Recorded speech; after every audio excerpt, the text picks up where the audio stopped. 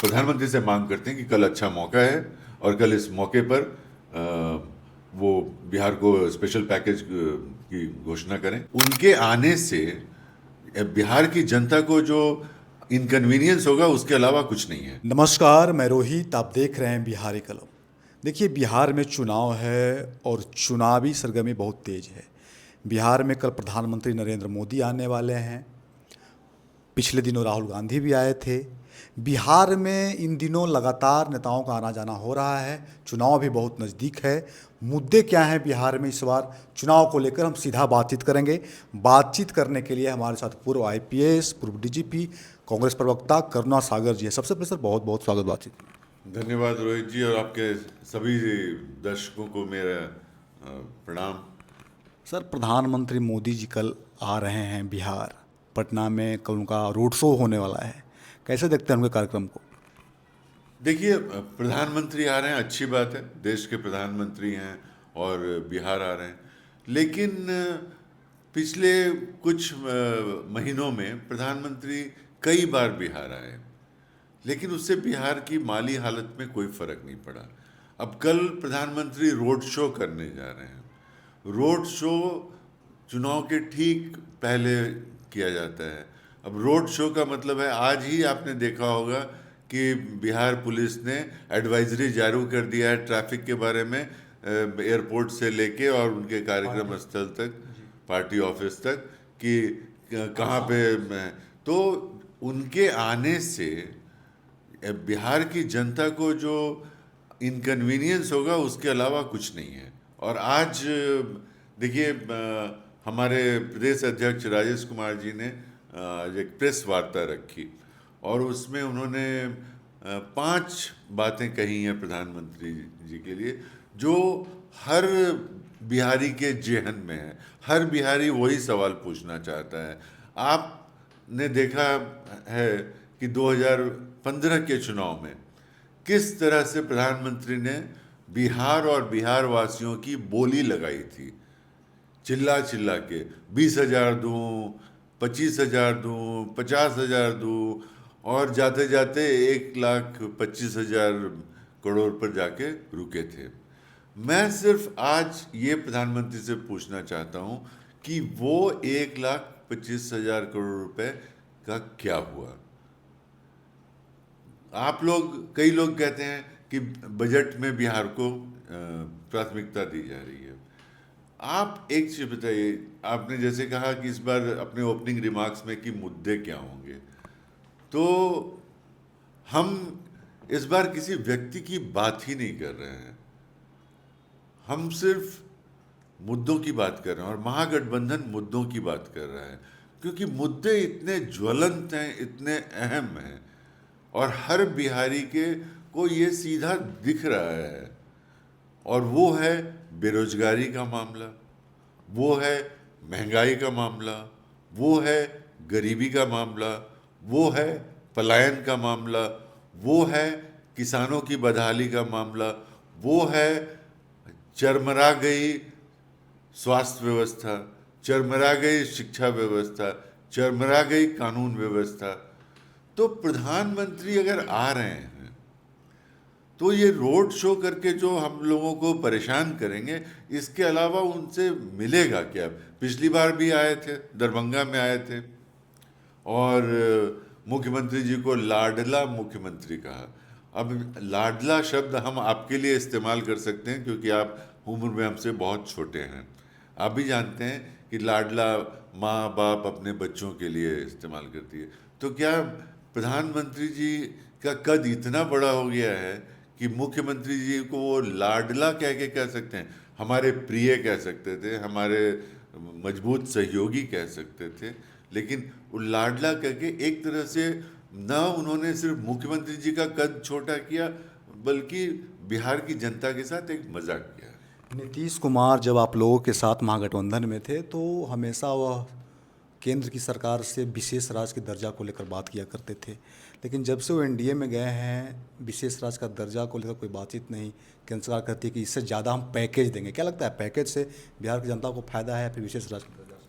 देखिए, जब भी नीतीश जी बीजेपी से अलग रहते हैं और या हमारे साथ रहते हैं तो स्पेशल पैकेज की बात होती है और विशेष राज्य का दर्जा जरूरी है।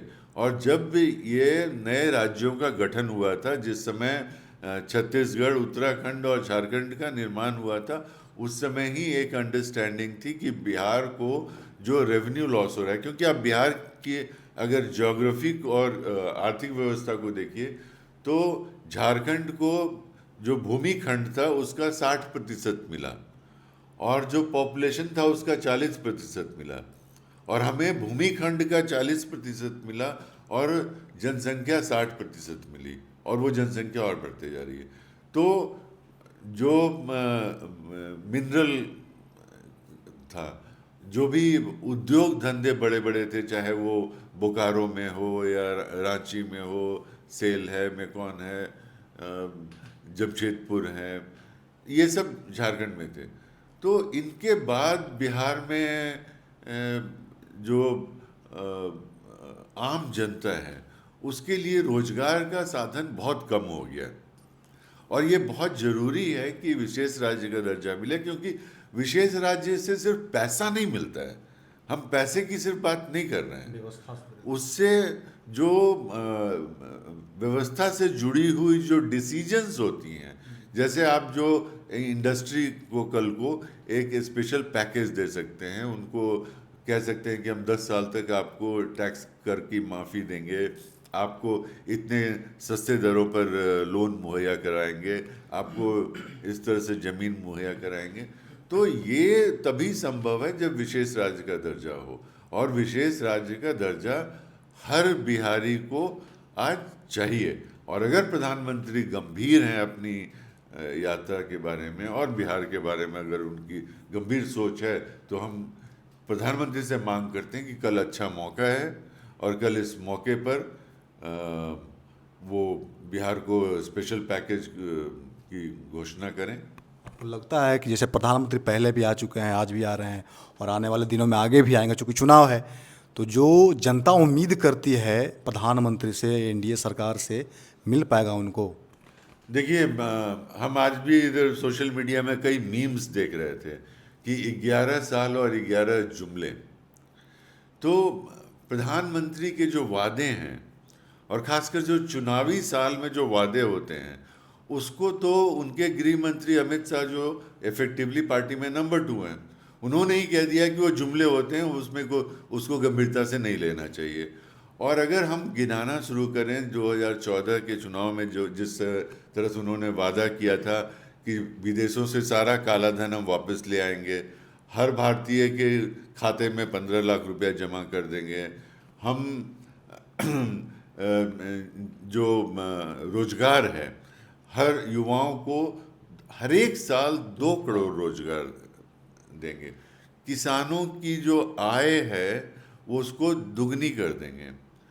सच्चाई ये है कि आज किसान हर दिन इस देश में 1 दर्जन से ज़्यादा किसान आत्महत्या करने पर मजबूर है, और ये मैं नहीं, सरकारी आंकड़े बोलते हैं। तो ये स्थिति है। आप भी जानते हैं कि बिहार में उत्तर बिहार कैसे फ्लड प्रोन है, वहाँ फ्लड ज़्यादा होता है, और मध्य और दक्षिण बिहार है उसमें मानसून की कमी हमेशा से रहती है। लेकिन जब से नीतीश सरकार आई है, उन्होंने 1 मीटर कैनाल का भी निर्माण नहीं किया है। यहाँ तक कि जो बहुत सारे कैनाल थे उसको भर के उसके ऊपर रोड बना दिए गए हैं। और जो जिस इलाके से आप आते हैं, जो वो उसको एक समय में राइस बाउल बिहार का कहते थे, अरवल और अरवल, जहानाबाद, उधर कैमूर, सासाराम, आरा, जहाँ सोन नदी का नेटवर्क था। आज नदियों में बालू की लूट करके नदियों को बिल्कुल बदतर हालत में कर दिया गया है। और तो इसलिए मुझे पूरा मतलब विश्वास है कि प्रधानमंत्री आएंगे और उन्हें डायलॉग्स बोलने की बहुत आदत है। उनके जो कॉपी राइटर्स हैं जो उनका स्पीच लिखते हैं वो डायलॉग्स उसमें काफ़ी जोड़ते हैं। तो वो सब बातें करेंगे, लुभावने लुभावनी बातें करेंगे, लेकिन ये सिर्फ और सिर्फ जुमला होके रह जाएगा। और ये हम लोग 2000 नवंबर में जब चुनाव ख़त्म हो जाएगा उसके बाद देख भी लेंगे।